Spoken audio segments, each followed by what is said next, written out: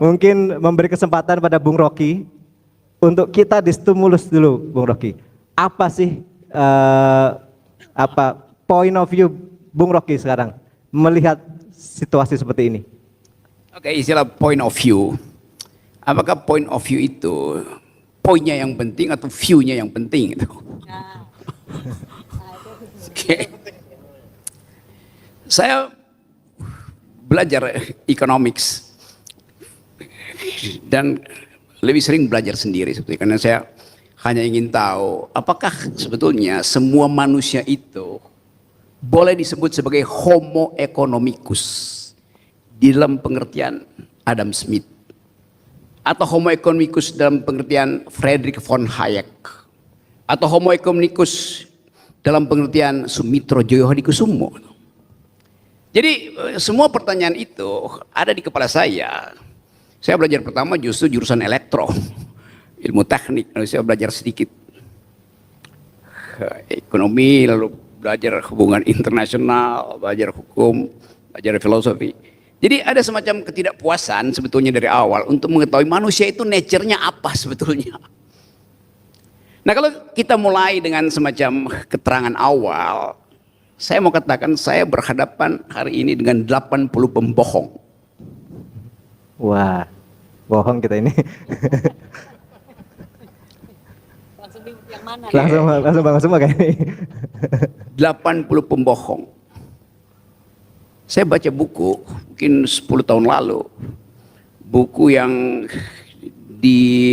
saya pernah diskusikan dengan Khatib Basri, Dr. Syahrir, macam-macam itu. Judulnya Economics Doesn't Lie, Economics Does.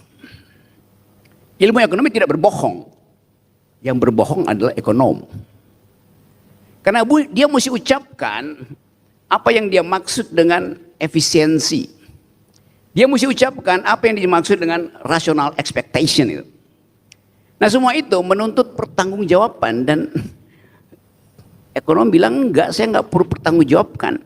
Kalau saya salah di dalam mengambil kebijakan, saya akan bilang modelingnya belum sempurna. Variabelnya belum cukup. Jadi selalu ada adequacy untuk mengatakan, now, sekarang saya bilang saya seorang ekonom tuh ketika semua variabel tersedia. Artinya tidak diperlukan value, tidak diperlukan inspirasi, tidak diperlukan etos. Karena cukup kita tunggu bagaimana seluruh variabel itu tiba di depan saya tuh. Maka saya menjadi seorang pasif. Padahal di dalam kehidupan real kita aktif untuk menuntut justice, menuntut kesetaraan tuh. Sekarang ilmu ekonomi itu berantakan, dibuat berantakan oleh Donald Trump. Mau dirapikan oleh Sri Mulyani. Akhirnya dia nyerah juga tuh. Jadi kita mulai melihat bahwa ada kesempatan sebetulnya untuk membangun satu markas pikiran baru yang basisnya adalah real life. Itu pentingnya kita belajar tentang sejarah ekonomi itu. Pak Mitro mengerti sejarah ekonomi. Pak Mitro pasti di awal abad 20 bergaul dengan para ekonom Prancis yang padat filosofinya tuh. Bicara tentang Fabian Society, ngomong tentang sosialisme awal tuh. Jadi saya bisa bayangkan bahwa Pak Mitro bukan homo economicus in optima forma. Ethics ada di dalamnya tuh. Dan itu yang memungkinkan kita mengembalikan pikiran Sumitro itu di dalam ranah ethics. Jadi kalau disebut forum Sumitro ekonomik, mungkin Sumitro etoskonomik. Etos ekonomik. Ada etosnya tuh. Tanpa etos, kita jadi mainan dari artificial intelligence. Gak ada poin pembicaraan kita hari ini. Semuanya bisa tersedia hanya dengan 2 kali klik. Kita mau bungkus negeri ini dengan satu etos yang baru. Yang dalam tafsir saya, Presiden Prabowo menginginkan ada kesetaraan manusia di depan kapital. Itu adalah ideologis. Yang ada di kita selama ini, ada market ekonomi, oke. Market ekonomi memberi sinyal pada kita untuk mengambil keputusan secara efisien. Market ekonomi. Tetapi yang terjadi, market ekonomi masuk sampai ke dalam sistem kultural kita berubah menjadi market society. Batas itu yang mesti kita tegaskan. Tidak boleh market ekonomi masuk ke dalam dan berubah menjadi market society. Itu yang terjadi di Rempang, terjadi di Papua, terjadi di Kalimantan tuh. Karena ekspansi dari market itu hanya memungkinkan kita bergerombol di sekitar modal kapital yang bahkan kita tidak bisa akses tuh. Jadi saya mulai berpikir bahwa forum semacam ini mengingatkan kembali bahwa dari awal ilmu ekonomi itu bergabung dengan filosofi, bergabung dengan sosiologi itu. Siapa Adam Smith? Dia seorang ekonom, bukan. Pertama-tama dia ada filsuf moral. Siapa dia? Dia ada sosiolog itu. Belakangan modeling dia kita pakai itu. Siapa von Hayek? Apakah dia seorang neoliberal atau seorang libertarian? Oh iya. Tetapi dari awal dia hendak menghindari orang masuk dalam jebakan serfdom, perbudakan. Road to Serfdom. Kan itu bukunya kan. Tetapi kita mau lihat apakah manusia bisa mengembalikan fungsi evaluatifnya ketika berhadapan dengan technological society hari ini. Jadi sekali lagi sebagai pengantar itu kita mau tuntut satu upaya dari teman-teman ekonom muda untuk menghasilkan a new kind of mode of economic thinking itu.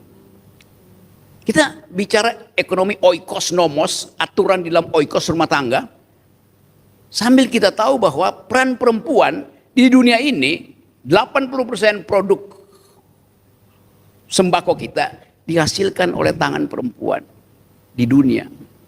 Tapi perempuan hanya 13% perempuan yang punya akses pada propertinya. So kalau kita bicara do you speak economics? Orang mesti tanya, do you speak feminist point of view in economics? Kan itu intinya tuh. Lebih dari itu, dalam keadaan hari-hari ini kita krisis lingkungan. Orang nggak bicara lagi do you speak Chicago School, Cambridge School, Austrian School. Orang tanya do you speak environmental ethics? Jadi kita mau lengkapi pertemuan hari ini dengan sesi-sesi yang akan bertumbuh terus, supaya satu waktu kita bisa katakan bahwa cara kita mengakses pengetahuan pada akhirnya menunjukkan apakah kita moral person atau sekedar homo economicus yang sekedar mengejar rasionalitas. Saya kira itu sambil kita uji nanti apakah dalil saya bisa ditumbuhkan di dalam era hari-hari ini ketika semua orang sibuk dengan skincare.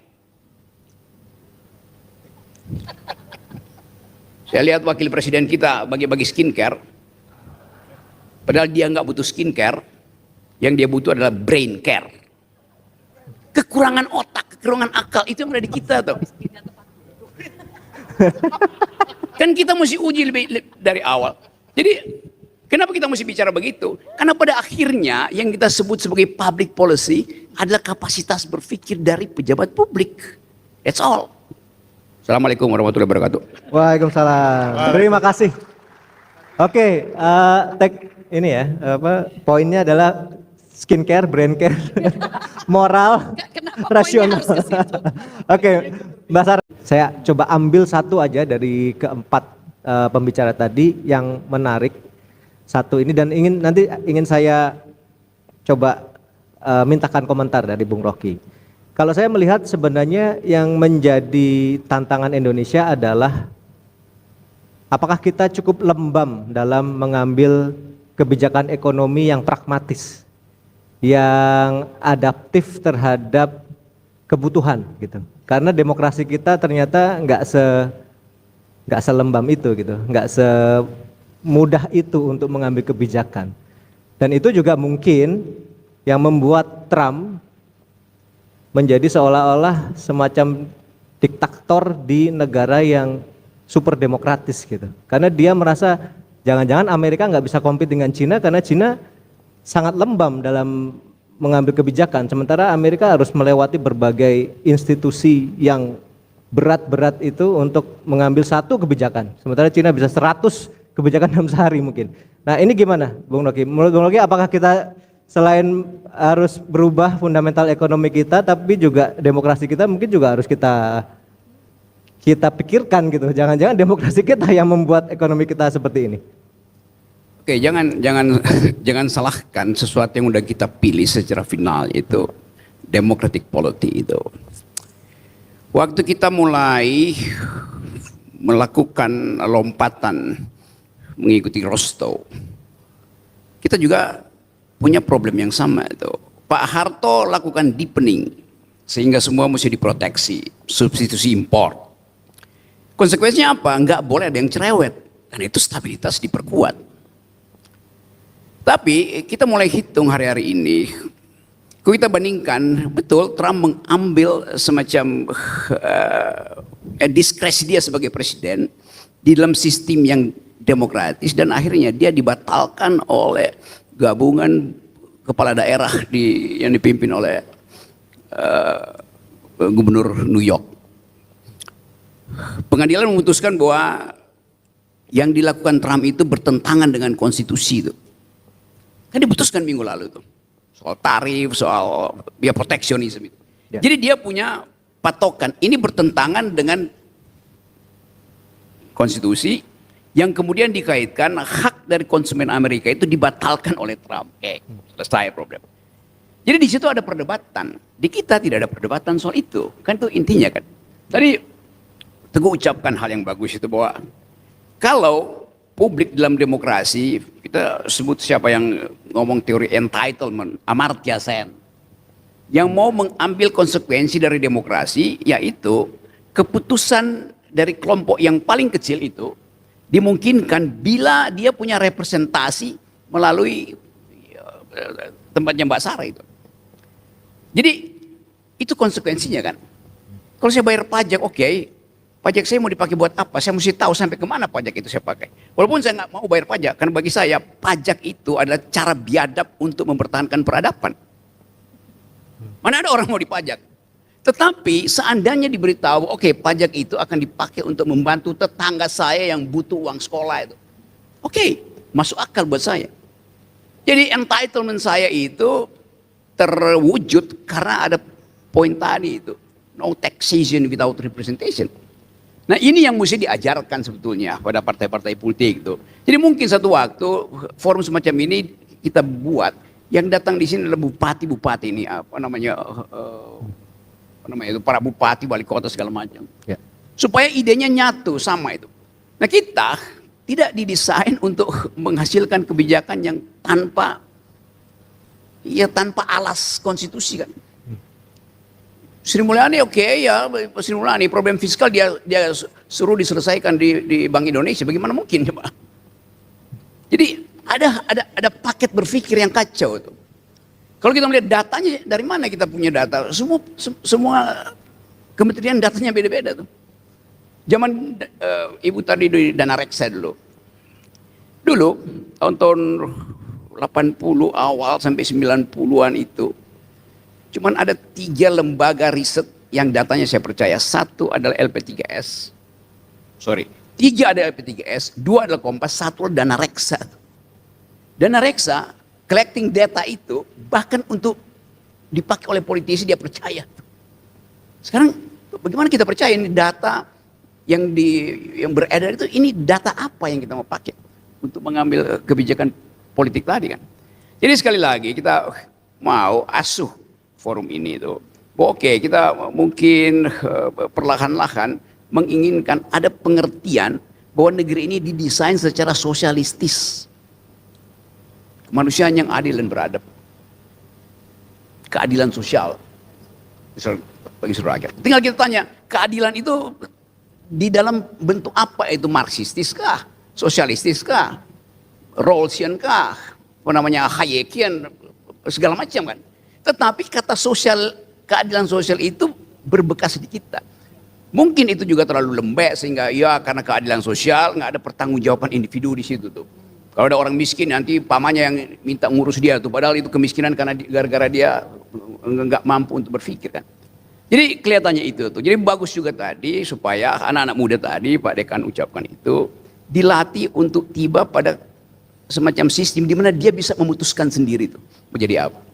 Yang terjadi adalah anak muda yang nakal, yang mungkin malam hari dia mesti cari internet gratisan di beberapa platform apa namanya pelataran itu Alfamart, disuruh oleh Deddy Mulyadi untuk pulang ke rumah. Jam 9 malam akan ada jam malam buat anak-anak muda ini. Padahal dia lagi bantu orang tuanya. Dia mungkin lagi belajar dengan tetangganya untuk bikin startup yang bagus. Tapi oleh pemerintah yang nggak paham tentang apa yang disebut kuriositas itu, nggak boleh anak muda, anak sekolah itu harus jam 9 tidak boleh beredar lagi itu. Padahal dunia ini diatur oleh mereka yang punya kuriositas, yang mungkin malam-malam nggak bisa tidur. Ini dia produktif kok di situ kan. Apalagi kalau mereka kenakalan mereka yang sebetulnya kenakalan yang kreatif itu diberi penalti masuk barak. Itu pentingnya kita coba ucapkan public policy dengan satu prinsip bahwa public policy itu dibuat justru untuk memancing kuriositas dan memancing kreativitas. Bukan public policy untuk diberi pada mereka sebagai objek, sebagai konsumen kan.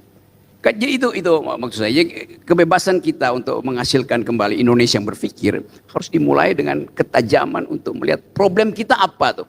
Ada Cina problemnya, oke. Kita contoh Cina, oke. Tapi kita mesti pastikan Cina berhasil karena kapitalismenya itu ada di tingkat paling lokal, di bupati segala macam kapitalisme.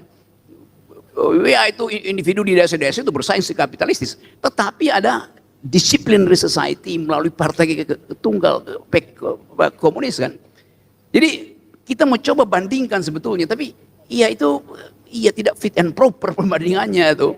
Ya. Jadi konsekuensi itu mesti kita hitung. Nah itu mungkin penting kita satu waktu kita bikin semacam, saya usulkan supaya teman-teman di Fakultas Ekonomi seluruh Indonesia bikin kaukus untuk menghitung apakah teori-teori ekonomi yang kita adapt demi menghasilkan 8% growth itu dimungkinkan nggak di dalam kondisi global yang turbulen hari ini.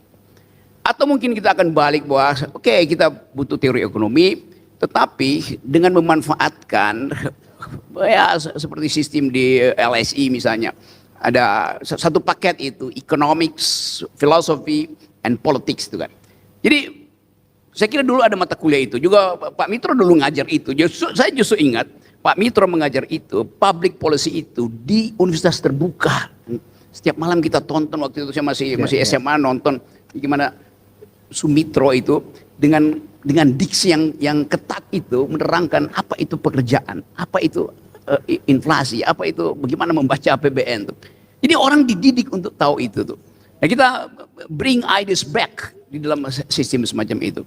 Jadi mungkin nanti forum ini akan memfasilitasi semacam upaya membuat a new kind of curricula yang di dalamnya ada aspek metodologi ekonomi, tetapi ada variabel sosial, ada variabel environment, ada variabel gender di situ, supaya dia satu paket. Bahwa Bappenas bikin itu, tetapi itu nggak dipahami oleh bupati-bupati di daerah itu. Saya banyak bertemu dengan mereka dan seolah-olah mereka buta huruf bahwa oke, pendapatan kami segini 3 triliun, ada yang 7 triliun, kami mau bikin ini. Iya, tapi nggak dituntun oleh satu paradigm itu. Itu soalnya. Mumpung Pak Prabowo dengan cara yang sangat ketat menginginkan ada evaluasi besar tentang kehidupan ekonomi kita. Kan zaman Pak Harto temanya adalah apa namanya deepening itu, substitusi impor tuh. Lalu Pak Jokowi mulai untuk membujuk kita untuk ya percaya aja bahwa nanti ya ekonomi akan ditarik 10% dengan ide yang nggak jelas gitu kan. Jadi semua itu akhirnya masuk di dalam kepala pemerintah daerah, dia nggak ngerti bahwa kalau Pak Jokowi dulu bilang silahkan tambah wattage karena Jawa kelebihan wattage. Iya, kelebihan wattage itu karena deindustrialisasi, industri kabur, kan mesti diterangkan sehingga orang tahu oh ya karena industrialisasi kabur maka harga listrik turun gitu. Bukan karena ada produksi harga listrik, karena ada permintaan industri, kan mesti dijelasin dong. Itu saya kira tugas dari akademis itu. Jadi sekali lagi ini bagus betul. Kita coba evaluasi sistem berpikir kita tuh. Cara kita memahami apa itu keadilan sosial. Presiden Prabowo ada di dalam arah yang benar itu. Karena itu kalau orang tanya, Rocky Gerung kok nggak pernah kritik Presiden Prabowo lagi? Memangnya Prabowo ijazahnya palsu? Sehingga saya mesti kritik. Kan itu dasarnya kan. Memangnya Prabowo menyimpan 11 triliun di kantongnya sehingga saya mesti kritik. Kan dasar berpikirnya begitu. Jadi sekali lagi ini termasuk juga bagaimana sebut aja kedangkalan itu tiba seolah saya mesti kritik semua hal tuh. Jadi poin saya selalu adalah di dalam persahabatan politik ada hal yang mesti kita ucapkan secara jujur itu. Di dalam persahabatan akademis kita batalkan mereka yang dari awal hipotesisnya itu gagal. Kan itu intinya sebetulnya. Kemarin saya coba bayangin, saya mau terangkan juga ini supaya kita lihat bagaimana masyarakat kita tidak mampu sebetulnya untuk tumbuh secara rasional. Profesor Sumitro tumbuh secara rasional karena belajar tentang cara berpikir akademis di Eropa. Dia tumbuh secara ideologis karena dia menginginkan apa yang dia pelajari itu tumbuh di dalam sistem politik kita. Maka dia bekerja sebagai teknokrat, junto politician melalui Partai Sosialis Indonesia itu. Kan dasar-dasar itu ada di kita kan. Nah di kita sekarang itu pemimpinnya itu ya udah IQ-nya dangkal, apa namanya, mode of thought-nya itu berantakan. Tapi terus-menerus pamerin di Instagram, di TikTok segala macam bahwa dia bertemu dengan rakyat. Kan palsu itu. Kita nggak lihat perdebatan di talk show. Saya hadir banyak talk show, tapi kan dangkal semua kan. Nah saya ingin supaya forum ini jadi semacam the only intellectual tank di Jakarta minimal tuh. Dan kalau ini kita lakukan, maka bupati-bupati yang kita undang di sini dia akan tiru di daerah-daerah. Sehingga ada satu jalan pikiran, ada satu paradigma, ada satu metode untuk mengatakan bahwa Indonesia yang berpikir bisa ditemukan kembali dan dipercepat melalui kebijakan Presiden Prabowo. Baik, terima kasih Bung Rocky, terima kasih para panelis.